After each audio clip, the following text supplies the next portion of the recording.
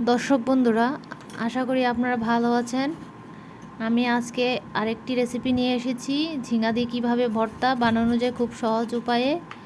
দেখুন, এখানে আমি ঝিঙাটাকে ভালো করে কেটে নিয়েছি, ধুয়ে। তারপর ঝিঙাটাকে আমি ছোট ছোট করে কেটে নেব, মাঝারি মাঝারি করে কেটে নেব। দেখুন, এখানে আমি মাঝখান দিয়ে কেটে নিয়েছি। এখন আমি হাফ করে বেশি ছোটো না বেশি বড় না এমন সাইজে কেটে নিচ্ছি। দেখুন কি সুন্দর করে ছোট ছোট করে কাটা হচ্ছে। আমি কেটে তারপর এখানে অনিয়নটাও কেটে নেব। দেখুন, ঝিঙা কাটা প্রায় শেষ হয়ে গেছে। এখন আমি পেঁয়াজটাকে কেটে নিচ্ছি। পেঁয়াজটাকে ভালো করে কুচি কুচি করে কেটে নিয়েছি।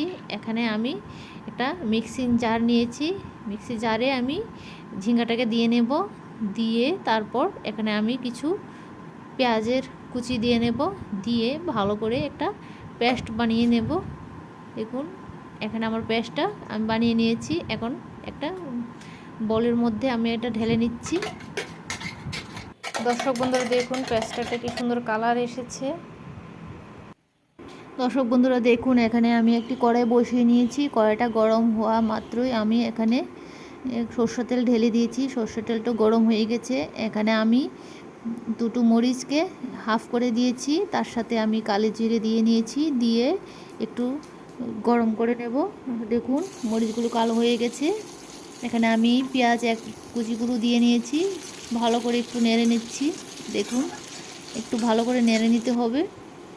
নেড়ে তারপর পেঁয়াজটি লাল হওয়া পর্যন্ত এখানে আমি পেঁয়াজটা দিয়ে নিয়েছি। দেখুন, পেঁয়াজটাকে ভালো করে চারপাশে ভালো করে মিক্স করতে হবে। দেখুন, পেঁয়াজটা মিক্স হয়ে যাচ্ছে। ভালো করে মিক্স করে নিচ্ছি। মিক্স করে নিয়ে তারপর সাথে থাকা অন্যান্য উপকরণগুলো দিয়ে নিচ্ছি। এখানে হলুদের গুঁড়ো দিয়ে নিচ্ছি, পরিমাণ মতো করে হলুদের গুঁড়ো দিয়ে নিয়েছি। এখানে নুন দিয়ে নিয়েছি পরিমাণ মতো করে। দিয়ে ভালো করে নেড়ে চেড়ে নেব যতক্ষণ পর্যন্ত জলটা শুকিয়ে যায়। ততক্ষণ পর্যন্ত আমি এখানে গার্লিক দিয়ে নিয়েছি। গার্লিকটাকে আমি ছোট ছোট করে পিস করে নিয়েছি। দেখুন কি সুন্দর একটা কালার এসেছে। খেতে একটা ভালো লাগবে। আশা করি আপনাদের ভালো লাগবে। দেখুন কি সুন্দর একটা ভর্তা বানিয়ে দেখালাম। আশা করি আপনাদের ভালো লাগবে। কমেন্টে জানাবেন আমাকে কেমন